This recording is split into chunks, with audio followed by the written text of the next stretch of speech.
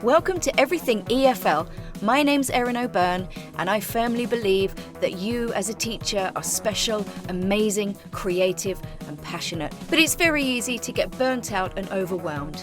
With my podcast and my teacher training, I aim to help you avoid burnout and cut down on your prep time so you can unleash your creativity and enjoy your work more mindfully. Are you ready?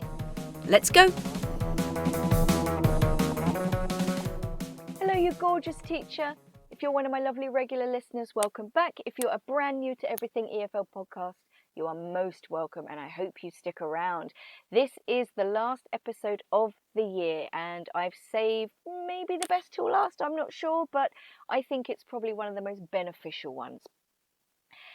And it can benefit both yourself and your students. And as with the rest of my Cornerstones of Learning series, it's all about, so hopefully what you'll get from this episode is less or no extra prep time, relationship building, community building, cutting down your stress and your overwhelm, and all of this wrapped up in a lovely mindful bow, if you like. Now, mindfulness, a bit of a buzzword, but I don't think we can ignore it anymore. And research shows again that it is extremely beneficial to everybody.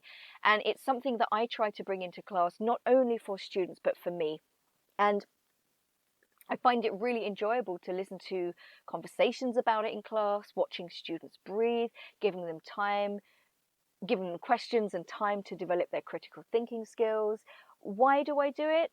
Well, all of the above, but, you know, anxiety, this word, but it's everywhere, isn't it? And it seems to be at an all-time high with kids, with teenagers, with young adults. And if you have a state of stress and anxiety, they're not ready to learn. Their brains are automatically shut down. So if you can incorporate like sort of bite-sized mindfulness practices into your class, you know, 1 minute, 2 minutes, 5 minutes, just imagine the possibilities, imagine the difference that could potentially make. And it's also a nice break from regular, what I call regular content, you know, like the grammar and the vocab syllabus. And just the benefits are just endless, you know. It grows a positive mindset, a can-do attitude, which leads to taking risks. And, you know, like I mentioned before, for some students, that is just answering a question, even if they're not sure it's right, and not minding or fearing when it's wrong.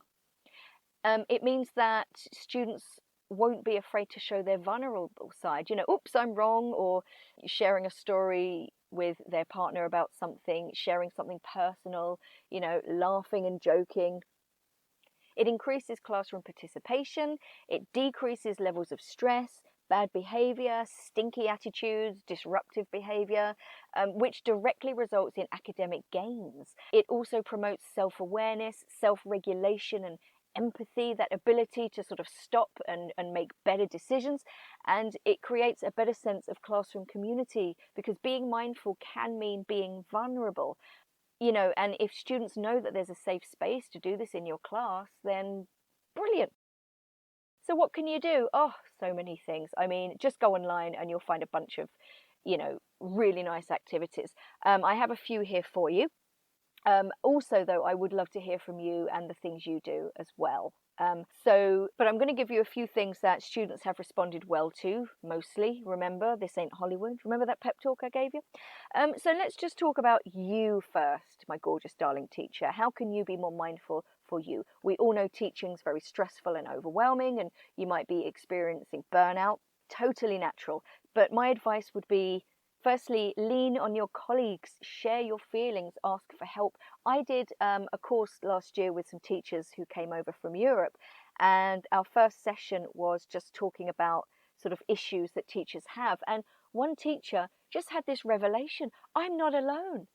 And I was thinking to myself, but she works with other teachers in a staff room, but she felt alone. So clearly, maybe the culture wasn't there for sharing, but you know, if it isn't, maybe that's something that you can think about creating yourself, or buddy up with at least one colleague to support each other, share your feelings and ask for help. The next one is take a deep breath when you feel overwhelmed or stressed or starting to react in class. You know, that student who is really getting to you, they're saying something to wind you up, they're pushing your buttons. Take a deep breath, and this sends that message to your brain just to calm down and relax, and you gain control again. I was at a lovely conference a couple of weeks ago called Languages Connect, and it was for modern foreign language teachers in Ireland. And they had a guest speaker at the end called WILLEY. He's a stand-up comedian and presenter, I believe. And he went over 3 really simple techniques for breathing. And I want to share them with you because it was such a brilliant talk. And we did all the techniques in the auditorium with him, with a little bit of sort of you know, that kind of hippy dippy meditation music, which is actually really lovely. But I'm just going to tell you the 3 techniques now. But I will say as well, he gave like a really sort of like practical, useful pointer that I think we can all relate to. If we've ever tried any form of meditation, it's very easy to get distracted. It's hard to stay focused. And he said, that's okay. Just bring yourself back. And if you find yourself getting distracted, try and bring yourself back again. So it's nice to know that I'm not the only one and you're not the only one who finds that super difficult. And this isn't about meditating for an hour. This is 3-5 minutes max. And he basically said, you know, you can do this anytime, but what he does is he sets his alarm 3 minutes early. He wakes up, he does what he has to do in the bathroom, and then he does one of these breathing techniques. So number 1, put your hand on your belly and imagine your belly is a balloon, and breathe through your nose. And imagine, visualize that balloon inflating as you breathe in, and use a light, slow, low breath. And then exhale, breathe out, and then just keep doing that up and down, up and down. And again, if your focus is wandering, focus on your hand, focus on the feeling of your hand rising and falling with your belly. Simple. Number 2, it's kind of noticing or scanning, I think I've heard before as well. So it's about noticing the parts of your body as you're breathing. So start by noticing your hands, where they are on your body. Can you feel or touch anything? And then, and think about the temperature as well. And then do the same thing with your feet. Can you feel something? Are you wearing socks? Can you feel them? Can you feel the floor? What's the temperature like? Are your feet touching anything? And then start relaxing your shoulders and neck and your face. Like, you'd be amazed how much tension you actually hold, like sort of around your cheek. And then again, 2 to 3 minutes, just focus on your breath. And if you start getting a little bit distracted, maybe focus on your hands and feet again. And the last technique is called box breathing. And I actually did this during lockdown because the day before I started online teaching, which was stressful enough anyway, because I'd never really done it before, my dad got very seriously ill and he had to go into hospital for heart surgery, and my anxiety levels just went through the roof. So I started doing this every day before I started my class, and I'm telling you, it worked wonders. So it's called box breathing because you are going to draw an invisible box in front of you. You can use your fingers to trace that invisible line, or you can just visualize it.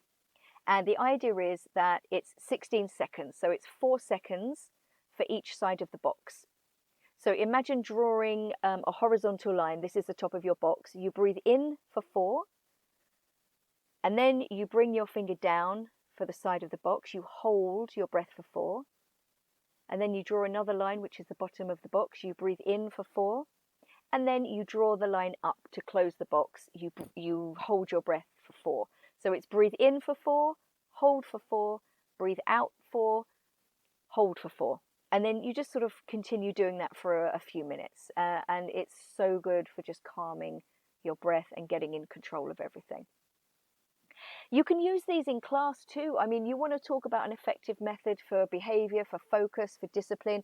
Breathing is it. All the research shows that breathing can reduce behavioral issues and help with focus. It is absolutely amazing. And again, a couple of minutes a day and you get all those results. If students know how to breathe, like I said, they can control their reactions, make better decisions.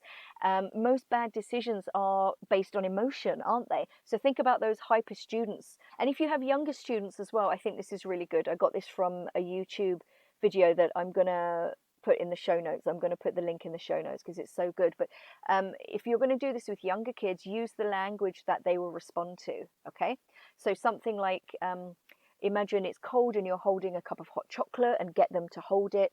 Blow on the cup of hot chocolate and then breathe in and blow it again. Or imagine you're smelling a beautiful flower. As long as the concept speaks to them, and again, you know your students best, think about what will work for your class. For some, it might be smelling money or a new perfume or fresh air after rain. And she did say this works with younger kids, but I think in a language context, I think this kind of thing would be really fantastic too. So imagine breathing at the beginning of a lesson, and that slows down that stress response, and you're going to get a smoother lesson. No prep needed. So yes, breathing is amazing. There are some other things you can do as well. And here are about 6 more suggestions for you. So number 1, use mindful cards. Now, I found mine in a stationery shop, but if you go to Amazon or something like that and just type in mindfulness cards, you'll basically get a pack of cards with some kind of quote on them or a little message. So I usually fan them out, and I get one of my students to pull one out of the pack, read it aloud. I put it on the board, and I might write a couple of questions around it, and they discuss it. So one of them this week was just simply inhale, exhale. So the questions I wrote was, what are the benefits of breathing? Why do so many people use this method? How can it improve your mental health? Okay, now obviously, judging on the age and maturity of your class, this may or may not work, but like I always say, you know your students best. Figure out, if you can, how to use these. Number 2, go and listen to episode 96 of Everything EFL podcast. Go to your happy place. I've had great feedback about this, and it was an activity that was actually inspired by Phoebe from Friends. When Monica had broken up with her boyfriend, she wanted Monica to kind of relax and de-stress, so she had her lying on her bed, and she said, okay, close your eyes, go to your happy place, visualize it, and it's a visualization kind of exercise, but with lots of little follow-up activities as well. So go and listen to that. Tell me what you think.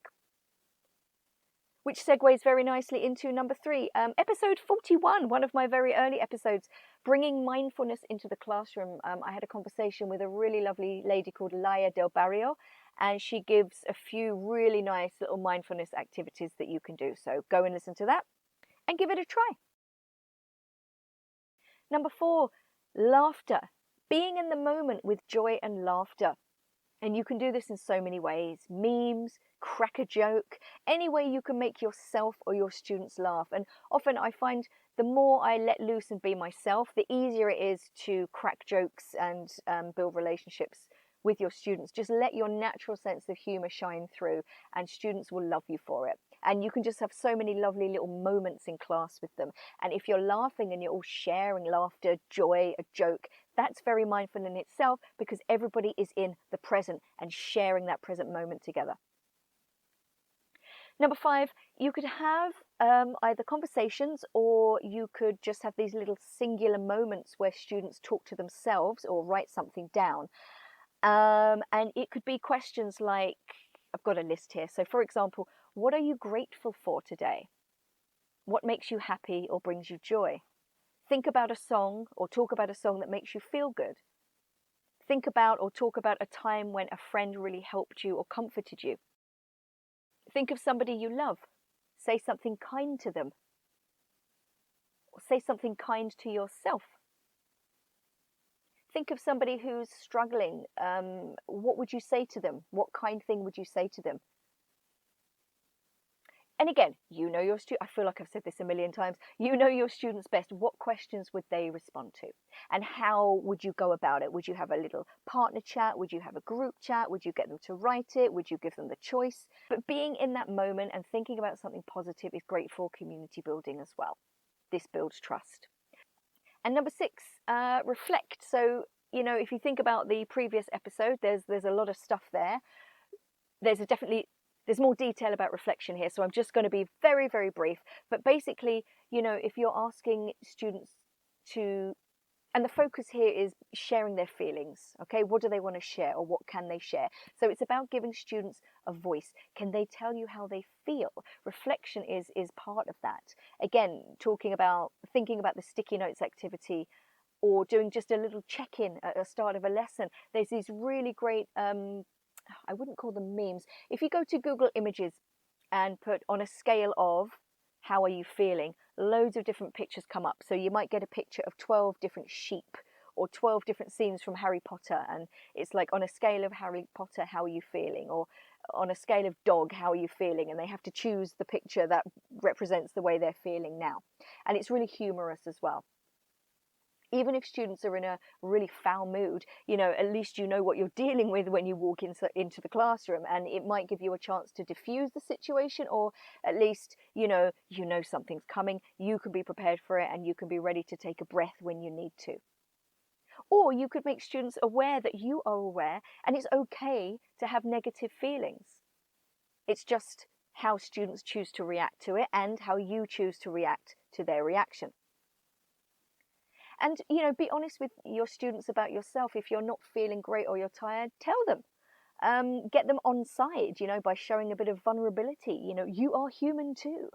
And tell them how you feel and what you're going to do about it. So, I'm not feeling very focused today, or I'm a bit tired. I'm going to have a couple of breaths. Do you want to join me? So again, like last week with reflection, the key is to take the first small step and then stay consistent. What do you think is the best time of lesson, or the best day for this kind of thing? What's going to set your students up, or leave them walking on air, or with a smile on their face, or just deep in thought and reflection and stuff like that? So challenge, guys. I want you to start with yourself. I want you to choose one of those 3 breathing techniques that we talked about and try it. Try and do it for a couple of minutes every day. I know it's easy to forget. You could try setting your alarm, let's say 2 minutes earlier, and just trying it, or maybe in the break time, or maybe just before you start your first class. Again, choose a time that works for you.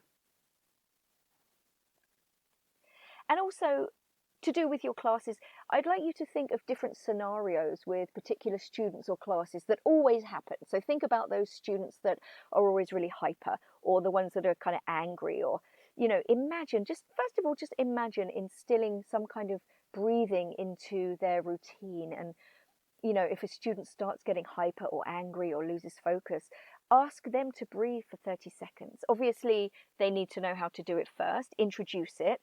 And then maybe when something does happen, you can say to the student, okay, it's grand, breathe for 30 seconds, I'll come back to you, okay? And then maybe go, how do you feel now? All right? So, or, choose one of the activities and just take that first step and introduce an activity into one of your classes. Now, expect a little bit of giggling, all right? Especially if you're asking them to close their eyes and breathe, or, something like that. Not all students are kind of familiar with it, or they might think it's a bit weird. That's fine. That's natural. But if they do sort of giggle, could maybe gently ask them, what's going on here, But I would say, to avoid this, let students in on what you're doing. Why are you doing this? And then I think most will come around quickly, especially if they realise what the benefits are. And if you still get a couple of giggly ones, they usually come round when you do this a few times, because they see that all the other students are kind of getting into it and they don't really want to be left out. But it might take some time for some of them. But that's fine. We all know it's a process, don't we? But basically, if something's not working in your class, or there's a specific behaviour that's just, you're trying different things but nothing's happening, nothing's going to change if you don't take a risk. And, mindfulness, it's not a woo-woo concept anymore. It's been proven to work, and there's no prep involved. It's just a change of mindset on your part, and a willingness to try a few new things, and of course, be consistent. So take that small step. Ask yourself, what will your students respond to? How long do you need in class? And what's the best time to do it? And with that, that's the end of this year's podcasts. I cannot believe it. As per usual, spread the word, guys. Subscribe to this podcast if you haven't already. Subscribe to my newsletter, Breathe Easy Teacher. Links in the show notes. Follow me on social media. Share my social media posts. Talk me up in your staff room and tell your colleagues about me. And I just want to say thank you. Thank you for every single person who's taken the time out of their busy day and their busy lives to listen to me this year. I have, at the time of recording, I have reached over 20,000 downloads, and I seriously, just even saying that makes me want to cry. I cannot believe that so many people have listened. So I think I'm doing something right. I'd love to know what you guys think. I hear from some of you, and the feedback's always really nice and sweet and lovely and positive. I want to hear from more of you as well. I want to support you and keep in contact with you and figure out what you need from me so that I can develop products and services in the future to solve your problems and to help you become better teachers.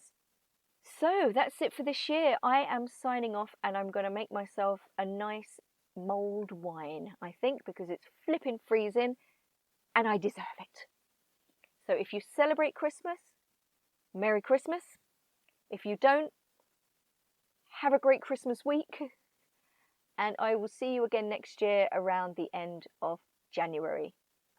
Thank you so much. Have a safe and peaceful week and holiday. Look after yourselves. Spoil yourselves as well. Buy yourself a little treat. And share the love. Bye.